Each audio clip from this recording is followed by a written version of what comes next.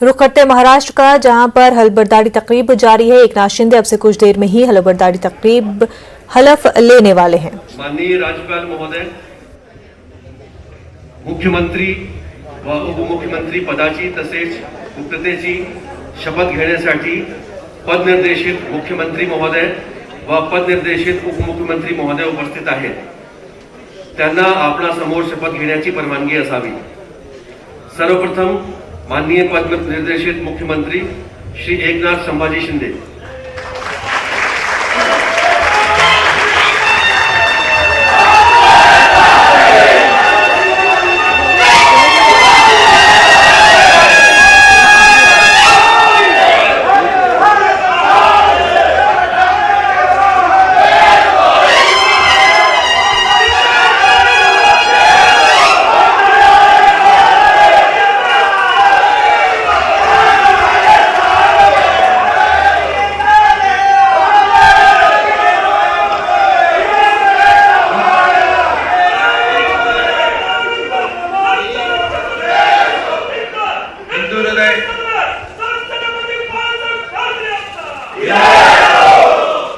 हिंदू हृदय सम्राट बाळासाहेब ठाकरे, धर्मवीर आनंद दिघे साहेबांच्या आशीर्वादाने मी एकनाथ संभाजी शिंदे ईश्वर साक्ष शपथ घेतो की कायद्याद्वारे स्थापित झाले आहे अशा भारतीय संविधानाबद्दल मी खरी श्रद्धा व निष्ठा बाळगीन। मी भारताची सार्वभौमता व एकात्मता उन्नत राखीन। मी महाराष्ट्र राज्याचा मुख्यमंत्री म्हणून माझी कामे निष्ठापूर्वक व शुद्ध बुद्धीने पार पाडीन आणि संविधान व कायदा यानुसार सर्व तऱ्हेच्या लोकांना मी निर्भयपणे व निस्पृहपणे तसेच कोणत्याही विषयी ममत्व भाव किंवा आकस न बाळगता न्याय्य वागणूक देईन।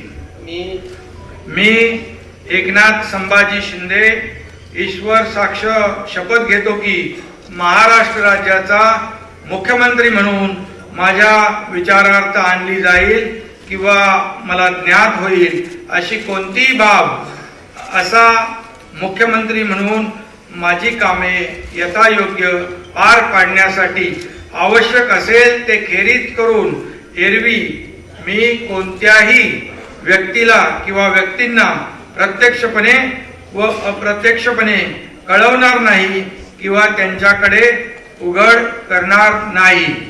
धन्यवाद। जय हिंद, जय महाराष्ट्र।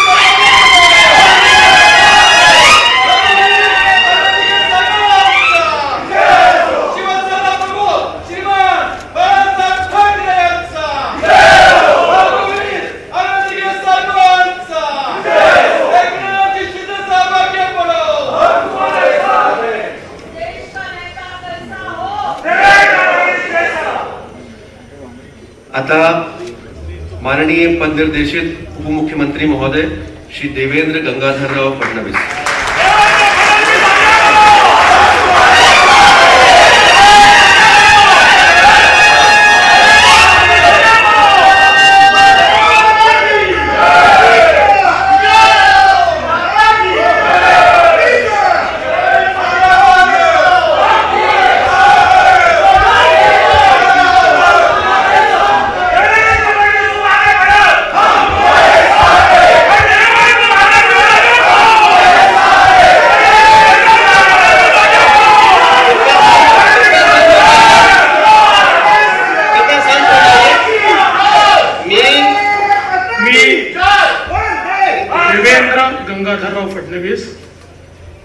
ईश्वर साक्ष शपथ घेतो की कायद्याद्वारे स्थापित झाले आहे अशा भारतीय संविधानाबद्दल मी खरी श्रद्धा व निष्ठा बाळगेन. मी भारताची सार्वभौमता व एकात्मता उन्नत राखीन. मी महाराष्ट्र राज्याचा उपमुख्यमंत्री म्हणून माझी कामे निष्ठापूर्वक व शुद्ध बुद्धीने पार पाडीन आणि संविधान व कायदा यानुसार सर्व तऱ्हेच्या लोकांना मी निर्भयपणे व निस्पृहपणे तसेच कोणाच्याही विषयी ममत्व भाव किंवा आकस न बाळगता न्याय वागणूक देईन. मी देवेंद्र गंगाधरराव फडणवीस ईश्वर साक्ष शपथ घेतो की महाराष्ट्र राज्याचा उपमुख्यमंत्री म्हणून माझ्या विचारार्थ आणली जाईल किंवा मला ज्ञात होईल अशी कोणतीही बाब असा उपमुख्यमंत्री म्हणून मी माझे कामे यथायोग्य पार पाडण्यासाठी आवश्यक असेल ते खेरीज करून एरवी मी कोणत्याही व्यक्तीला किंवा व्यक्तींना प्रत्यक्षपणे व अप्रत्यक्षपणे कळवणार नाही किंवा त्यांच्याकडे उघड करणार नाही.